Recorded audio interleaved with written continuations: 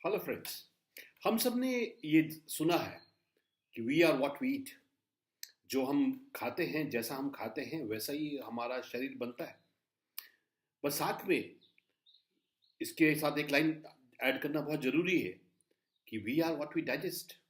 हम क्या खा रहे हैं वो इम्पोर्टेंट है। साथ में हम उसमें से कितना डाइजेस्ट कर पा रहे हैं वो भी एक बहुत इम्पोर्टेंट पहलू है। जिस तरह से हमारा गैस पे चूल्हे पर हमारा खाना पकता है, उसी प्रकार से हमारे स्टमक में भी हमारे जो डाइजेस्टिव एंजाइम्स हैं, डाइजेस्टिव फ्लूइड्स हैं, उनके साथ हमारा खाना डाइजेस्ट होता है। तो अगर हमारा पाचन सिस्टम सही नहीं है, तो आयुर्वेदा में जैसे बोलते हैं कि ऑलमोस्ट 90% बीमारी अगर हम माने तो वो हमारे खराब पाचन सिस्टम के कारण होती है। तो इसलिए जो डाइजेस्टिव फायर है, जिसको हम जठर अग्नि बोलते हैं, वो बहुत इंपॉर्टेंट है। मगर आज की जीवन शैली में जो टाइम से नहीं खाना खा रहे हैं, और टाइम से ना खाना खाने से क्या होता है, जैसे कोई बोलता है कि भाई एसिडिटी बहुत हो रहा है। अगर आप उनसे पूछेंगे तो बोलेंगे कि मैं सुबह नाश्ता ही नहीं करता। तो जैसे जैसे सूर्य उदय होता है, हमारी जो जठर अग्नि है, जो डाइजेस्टिव फायर है, वो स्ट्रांग होने लग जाती है। तो ईश्वर बोलते हैं भाई आप खाना खाइए और आपके डाइजेस्टिव एंजाइम, आपकी जठर अग्नि उसको पाचन कर देगी। मगर सुबह को आजकल की भाग दौड़ में लोग बिना नाश्ता करे घर से निकलते हैं। दोपहर को जब सूरज सबसे पीक होता है तो उस टाइम जठर अग्नि बहुत तेज होती है, और लंच भी लोग ऐसे नहीं करते। तो शाम को जब डाइजेस्टिव फायर सबसे वीक है, तो सबसे हैवी खाना खा रहे हैं। तो फिर व्यक्ति बोलता है ब्लोटिंग क्यों हो रही है, मेरे को गैस क्यों हो रहा है, मेरे को एसिडिटी हो रहा है, क्योंकि हमारा डाइजेस्टिव सिस्टम सही नहीं है। साथ में जो सबसे बड़ी आज के दौर में सबको आदत है, वो है खाने के साथ पानी पीने की। तो अगर आप खाने के साथ पानी पिएंगे तो हमारे पाचन के लिए अलग अलग एंजाइम बॉडी में रिलीज होते हैं। प्रोटीन के लिए अलग अमाइलाइज एंजाइम रिलीज होता है, फैट के लिए अलग होता है, और कार्बोहाइड्रेट के लिए अलग एंजाइम रिलीज होता है, और ये कुछ ही एमएल होते हैं। तो अगर आप खाने के साथ पानी पिएंगे तो ये एंजाइम डाइल्यूट हो जाते हैं। जैसे वेदों में लिखा है कि भोजन अंतिम विषम बारी। अगर आप भोजन के अन्न पे पानी पिएंगे तो विष। तो अपने खाने के भोजन के बीच में गैप बहुत ज़्यादा मत रखिए, क्योंकि अगर आप नियमित खाना खाएंगे, तीनों टाइम अपना खाना टाइम से खाएंगे, तो आपका डाइजेस्टिव सिस्टम स्ट्रांग रहेगा। मगर अगर आप खाने के बीच में बहुत गैप करेंगे, जैसे सुबह आपने नाश्ता किया, उसके बाद आपने सीधा डिनर किया, तो बीच में अगर खाना नहीं खाएंगे तो आपकी शायद बॉडी को लगेगा कि भाई मेरे मालिक को तो खाना मिल नहीं रहा है, तो इसको ये स्ट्रेस में है, तो इसका पाचन कमज़ोर कर दीजिए, इसका डाइजेस्टिव सिस्टम कमज़ोर। तो एक नुकसानकारक चीज़ जो हमारे जीवन में और आ गई है वो है एंटासिड्स।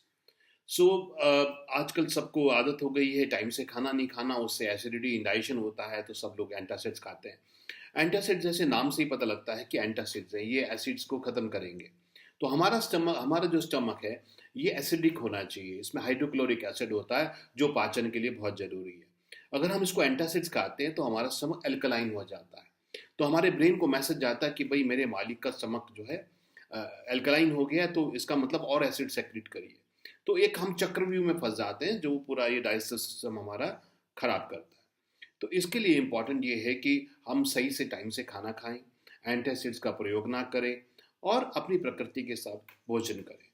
इसलिए वीएलसीसी वेल्थ साइंस ने एक बहुत ही अच्छा प्रोडक्ट लॉन्च किया है, गैस्ट्रोकेयर।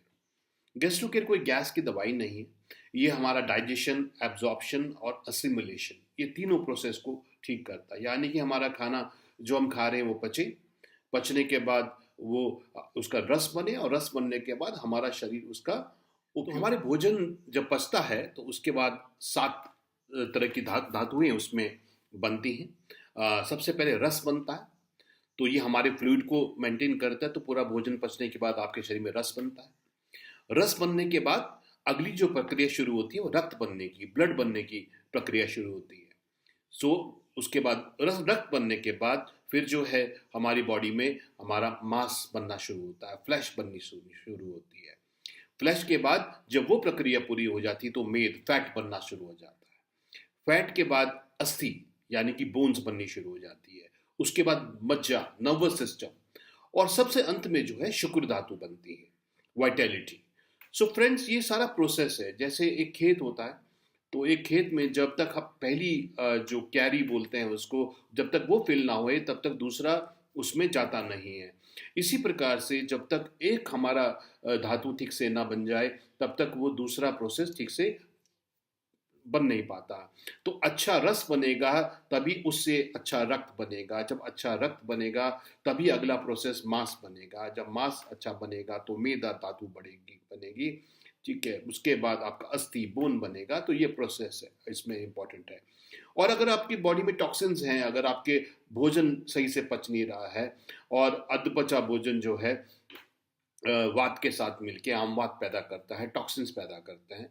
तो अगर हमारी बॉडी में टॉक्सिन्स होते हैं तो ये जो अधपचा भोजन है ये चैनल्स को ब्लॉक करता है। इसलिए कई बार ये होता है कि जो भी खाना खा रहे हैं उसका मेद ही बन रहा है, यानी कि उसका फैट ही बन रहा है। या कई लोग बोलते हैं हमारा बोन बढ़ना शुरू हो गया है, क्योंकि वो जो जो भी खाना खा रहे हैं वो अस्थि सारा उसी को बनाने में लगेगा।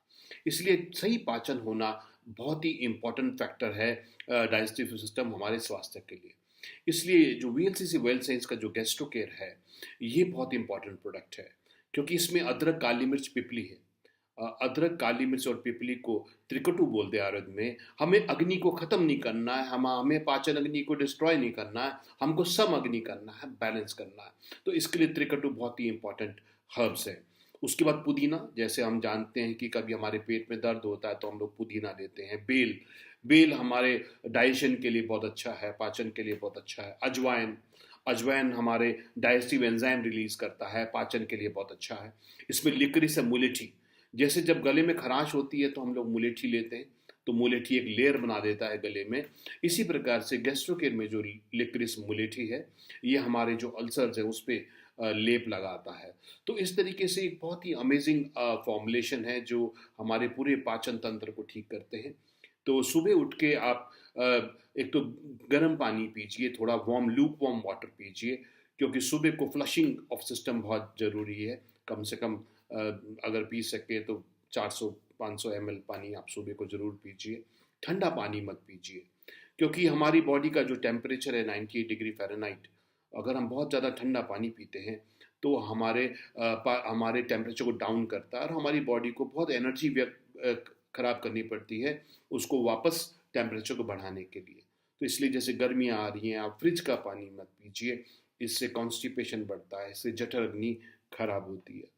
तो फ्रेंड्स, प्रोडक्ट तो अपना काम करता ही है, हर्ब्स अपना काम करते ही हैं, मगर अगर हमारी जीवन शैली सही नहीं है, हमारा खान पान सही नहीं है, हमारा खाने का व्यवहार सही नहीं है, तो ये सब चीज़ें अब इतना आपको लाभ नहीं देंगे। तो अंत में जो बेसिक फैक्टर मैंने आपको बोले, सुबह उठ के जरूर गुनगुना पानी पीजिए, नंबर 1। खाने के साथ पानी मत पीजिए, नंबर 2। उसके साथ ब्रेकफास्ट कभी मत मिस करिए। जैसे ब्रेकफास्ट का मतलब ही है ब्रेक योर फास्ट, अपना फास्ट को ब्रेक करिए, सुबह को अच्छा नाश्ता करिए, लंच करिए और रात को हल्का खाना खाइए। जैसे जो पुराने लोग थे हमारे, जो दादा थे, बड़े लोग थे, वो सब सूर्य उदय से पहले उठ जाते थे, उसके बाद अपना नाश्ता करते थे और सूर्य अस्त के बाद भोजन नहीं करते थे। आज हमने सब कुछ उल्टा कर दिया है, इसीलिए सारी की सारी हेल्थ प्रॉब्लम्स चारों ओर आ रही हैं। तो लाइफस्टाइल ठीक करिए, अपनी जीवन शैली को ठीक कीजिए, अपने खाने के तरीके को ठीक कीजिए और स्वस्थ रहिए। Thank you.